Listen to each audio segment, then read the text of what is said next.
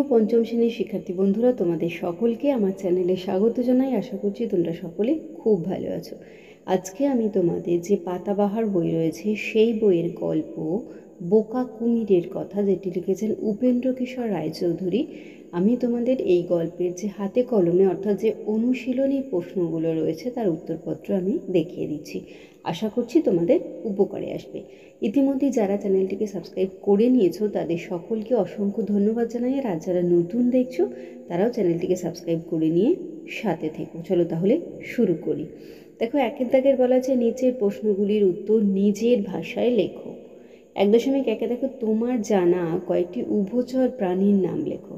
দেখো, উভচর মানে হচ্ছে যারা জলে এবং ডাঙায় দু জায়গাতেই থাকে। তো আমরা উভচর প্রাণীর নাম হিসেবে লিখব সাপ, কুমির, ব্যাঙ। 1.2 দেখো, তোমার জানা কয়েকটি সরীসৃপের নাম লেখো। সরীসৃপ হচ্ছে যারা বুকে হেঁটে চলে। টিকটিকি, গিরগিটি, সাপ, কুমির ইত্যাদি। 1.3 দেখো, ছোটদের জন্য লেখা পশু পাখির গল্পে সবচেয়ে চালাক প্রাণী বলতে আমরা কাকে বুঝি? দেখো, সব থেকে চালাক প্রাণী বলতে আমরা শিয়ালকে বুঝি। 1.4 মাটির নিচে হয় এমন কয়েকটি ফসলের নাম লেখো। মাটির নিচে হয় ওল, কচু, আলু, আদা ইত্যাদি। 1.5 ধান গাছ থেকে আমরা কি কি পাই? দেখো, ধান গাছ থেকে আমরা ধান পাই, খড় পাই, তুষ পাই। 1.16 দেখো, কুমির ও শেয়ালকে নিয়ে লেখা অন্য কোনো গল্প 5টি বাক্যে লেখো।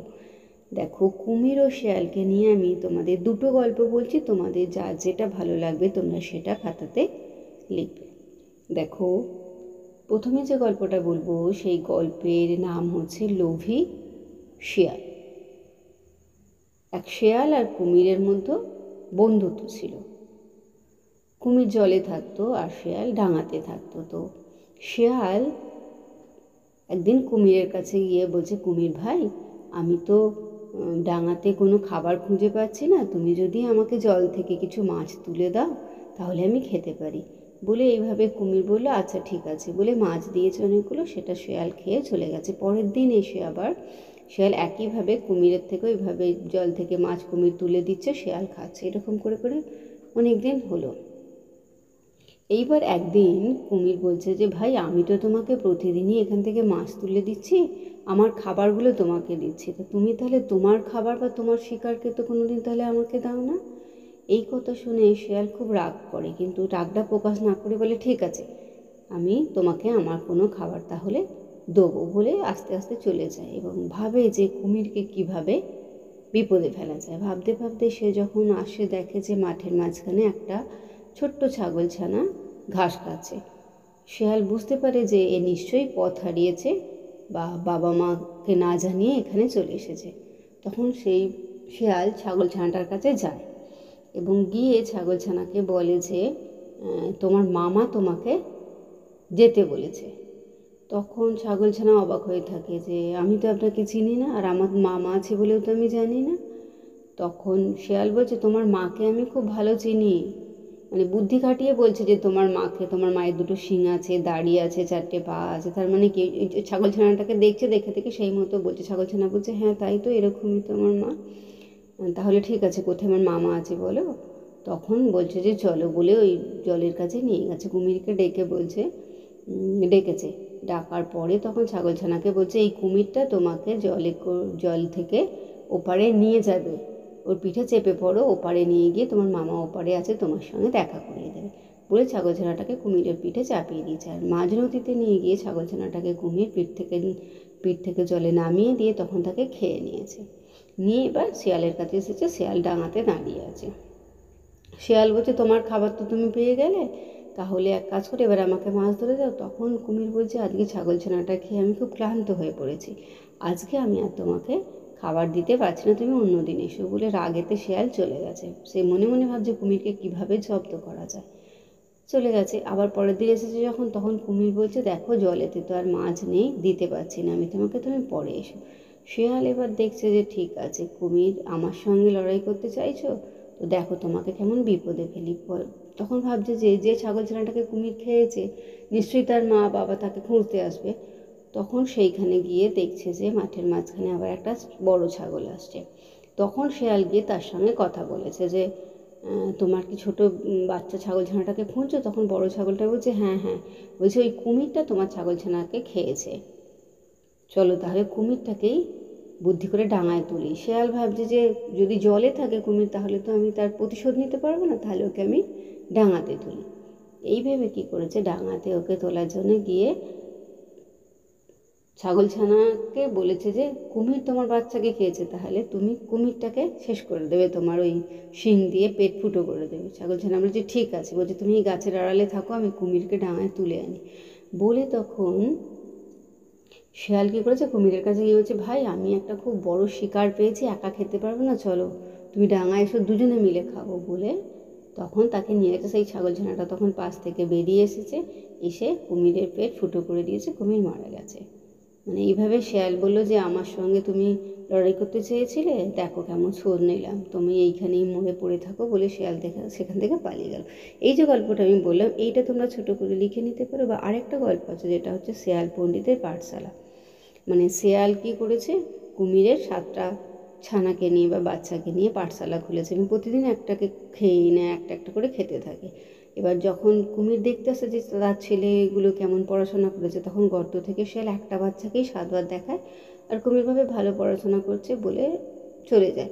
তো পরের দিন সেই একটা যেটা বাকি ছিল সেটাকেও খেয়ে শেয়াল সেখান থেকে পালিয়ে যায়।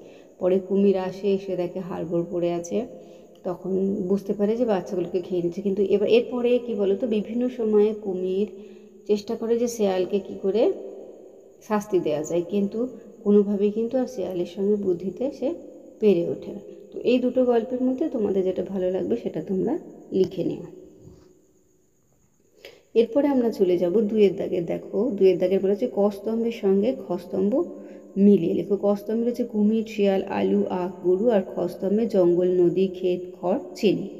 দেখো কুমিরের সঙ্গে যেটা খ স্তম্ভে মিলবে নদী, শিয়ালের সঙ্গে জঙ্গল, আলুর সঙ্গে ক্ষেত, আখ, চিনি, গরু, খড়।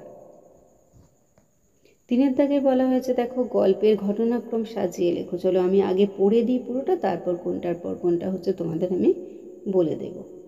দেখো 3.1 বলেছে কুমির শিয়ালকে ঠকাবার জন্য বললে গাছের আগার দিক কিন্তু আমার আর গোড়ার দিক তোমার। 3.2 কুমির আর শিয়াল মিলে চাষ করতে গেল আলুর চাষ। 3.3 সেবার হলো আখের চাষ। কুমির আখগুলো নিয়ে চিবিয়ে দেখলো ভীষণ নোনতা। 3.4 দেখো তারপরের বার হলো ধানের চাষ। কুমির গোড়াগুলো নিয়ে বুঝলো সে খুব ঠকেছে। 3.5 দেখো কুমির শিয়ালকে বলে না ভাই, তোমার সঙ্গে আর আমি চাষ করতে যাব না, তুমি বড্ড ঠকাও। এইখানে দেখো সব থেকে প্রথমে হয়ে যাবে 3.2-এরটা, অর্থাৎ কুমির ও শিয়াল মিলে চাষ করতে গেল আলুর চাষ। পরে হয়ে যাবে 3.1 কুমির শিয়ালকে ঠকানোর জন্য বলল গাছের আগার দিক কিন্তু আমার আর গোড়ার দিক তোমার। এরপরে হবে 3.4-এরটা, তারপরের বার হলো ধানের চাষ। কুমির গোড়াগুলো নিয়ে বুঝলো সে খুব ঠকেছে। তারপর 3.3 হবে সেবার হলো আখের চাষ। কুমির আগাগুলো নিয়ে চিবিয়ে দেখলো ভীষণ নোনতা। এরপরে যেটা হয়ে যাবে সেটা হচ্ছে 3.5 কুমির শিয়ালকে বললো না ভাই, তোমার সঙ্গে আর আমি চাষ করতে যাব না, তুমি বড্ড ঠকাও। তাহলে প্রথমে 3.2, তারপর 3.1, তারপর 3.4, তারপর 3.3, তারপর 3.5, এইভাবে হয়ে গেল ঘটনাক্রম সাজানো। 4-এর দাগের বলা আছে শূন্যস্থান পূরণ করো। 4.1 দেখো ড্যাশ আর ড্যাশ মিলে চাষ করতে গেল, লিখবে কুমির আর শেয়াল মিলে চাষ করতে গেল। 4.2 দেখো সে ভাবলে বুঝি আলু তার গাছের ড্যাশ, আলু তার গাছের ফল। 4.3 দেখো শেয়াল সে ধান শুদ্ধ গাছের ড্যাশ কেটে নিয়ে গেল, গাছের আগা কেটে নিয়ে গেল। 4.4 দেখো সেবার হলো ড্যাশ চাষ, সেবার হলো আখের চাষ। 4.5 শিয়াল মাটির ড্যাশ সব আলু তুলে নিয়ে গেছে, শিয়াল মাটি খুঁড়ে সব আলু তুলে নিয়ে গেছে। 5-এর দাগের বলা যায় দেখো পাশের শব্দজুড়ি থেকে খুঁজে নিয়ে একই অর্থের শব্দ পাশাপাশি লেখো। দেখো চাষ, এখান থেকে কি হয়ে যাবে বলো তো, চাষটা হয়ে যাবে কৃষি। তারপর আছে আখ, আখ হয়ে যাবে ইক্ষু। আগা, আগা হয়ে যাবে অগ্রভাগ। মাটি হয়ে যাবে মৃত্তিকা, মানে এই শব্দঝুড়ি থেকে নিয়ে বসানো হলো। এরপর 6 দাগে দেখো বাক্য শেষ করো।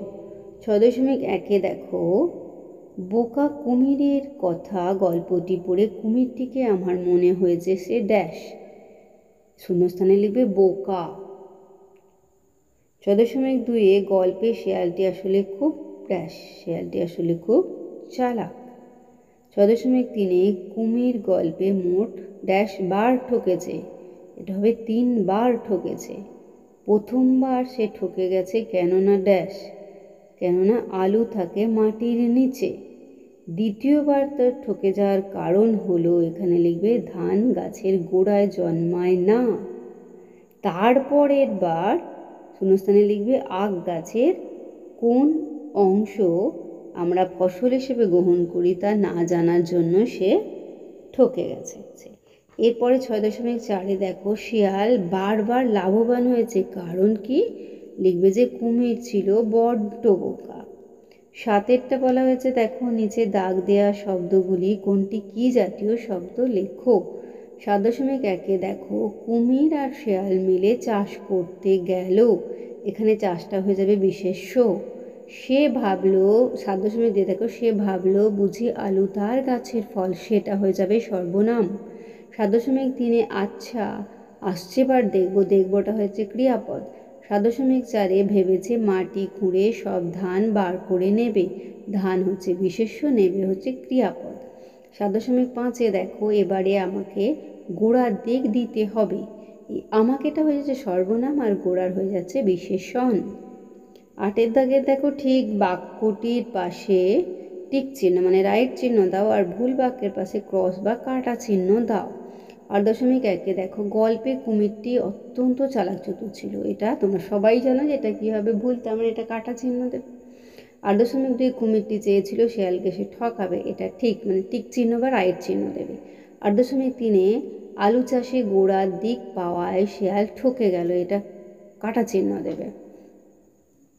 ধান চাষের বেলায় কুমির পেল আগার দিক, এটা কাটা চিহ্ন দেবে। 8.5 কুমির আখের গাছগুলো পেয়ে ঘরে বয়ে নিয়ে গিয়ে মজা করে খেতে লাগলো, এটা হবে কাটা চিহ্ন দিয়ে দেবে এটা। তাহলে আমরা 8 পর্যন্ত দেখে নিলাম, চলো এবার আমরা 9, 10, 11 এবং 12 উত্তরগুলো পরপর দেখে নিই। চলো 9 দাগে দেখো বলা হয়েছে বাক্য রচনা করো। আগা, গোড়া, চাষ, আখ, নোনতা। দেখো আগা দিয়ে লিখবে যে গাছের আগায় জল না দিয়ে গোড়াতে জল দিতে হয়। গোড়া দিয়ে লিখবে আম গাছটি ঝড়ে গোড়া সমেত উপড়ে পড়েছে। চাষ দিয়ে লিখবে গ্রামের বেশিরভাগ মানুষই বর্ষাকালে জমিতে ধান চাষ করে। আখ দিয়ে লিখবে তোমরা আখ খেতে আমি খুব ভালোবাসি। নোনতা দিয়ে লিখবে চা দিয়ে আমি নোনতা বিস্কুট খাই। 10 দাগের বলা আছে দেখো বিপরীতার্থক শব্দ লেখো। লাভ মিষ্টি, নিচে কাজ মজা। লাভ দিয়ে বিপরীত হয়ে যাবে লোকসান লিখতে পারো, ক্ষতিও লিখতে পারো। মিষ্টিটা হবে টক, নিচে হয়ে যাবে ওপরে, কাজ হয়ে যাবে অবসর, কিংবা তোমরা লিখতে পারো বিশ্রাম। মজা হয়ে যাবে দুঃখ। 11.1 বলা হয়েছে উপেন্দ্রকিশোর রায়চৌধুরীর লেখা দুটি বিখ্যাত বইয়ের নাম লেখো। লিখবে ছেলেদের রামায়ণ আর গোপী গায়েন বাঘা বাইন।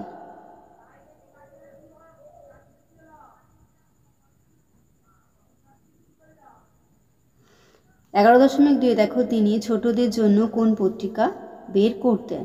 লিখবে তিনি ছোটদের জন্য সন্দেশ পত্রিকা বের করতেন। 11.3 দেখো তাঁর সন্তানদের মধ্যে শিশু সাহিত্যিক হিসেবে কারা অত্যন্ত পরিচিত। লিখবে যে সুখলতা রাও, সুকুমার রায়, সুবিনয় রায়। 12 দাগের বলা হচ্ছে নিচের প্রশ্নগুলির উত্তর লেখো। 12.1 দেখো গল্পে কারা চাষ করতে গেল। উত্তরে লিখবে গল্পে শেয়াল আর কুমির দুজনে মিলে চাষ করতে গেল। এরপর 12.2 দেখো কিসের কিসের চাষ তারা করেছিল, কিসের কিসের চাষ তারা করেছিল লিখবে। শিশু সাহিত্যিক উপেন্দ্র কিশোর রায়চৌধুরীর লেখা বোকা কুমিরের কথা গল্পে আলু, ধান ও আখের চাষ করেছিল। 12.3 চাষে কার লাভ এবং কার ক্ষতি হয়েছিল লিখবে যে চাষ করে শেয়ালের লাভ হয় আর কুমিরের ক্ষতি হয়। 12.4 দেখো শেয়ালকে ঠকাতে আখ চাষের সময় কুমির কি ফন্দি এঁটেছিল। উত্তরে লিখবে যে শিশু সাহিত্যিক উপেন্দ্র কিশোর রায়চৌধুরীর লেখা বোকা কুমিরের কথা গল্পে শেয়ালকে ঠকানোর জন্যই কুমির আখ চাষের সময় আখের আগা নেবে বলে ফন্দি এঁটেছিল।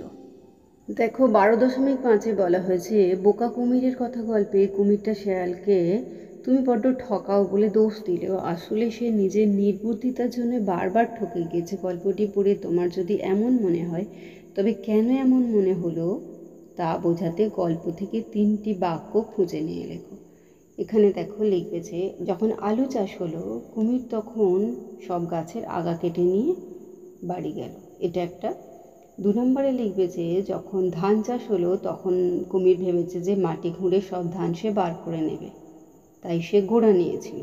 3 নম্বরে লিখবে যে যখন আখের চাষ হলো তখন সে কী করলো বলো তো, সব আগাগুলো নিল, তাই আগাগুলো নিয়ে সে আবারও ঠকে গেল, সেখানে শুধু পাতাই রইল। তাহলে পঞ্চম শ্রেণী তোমাদের পাতাবাহার বই থেকে যে বোকা কুমিরের কথা গল্পটি রয়েছে তার হাতে কলমে দেখিয়ে দিলাম। আশা করছি সকলে বুঝতে পেরেছো। ভিডিওটি দেখার জন্য তোমাদের সকলকে অসংখ্য ধন্যবাদ জানাই। ভালো লাগলে লাইক করো, কমেন্ট করো, বন্ধুদের মধ্যে শেয়ার করো। আর আগামী দিনে নতুন নতুন ক্লাসগুলো পাওয়ার জন্য অবশ্যই চ্যানেলটিকে সাবস্ক্রাইব করে নিয়ে সাথে থেকো। আর সকলে খুব ভালো থেকো।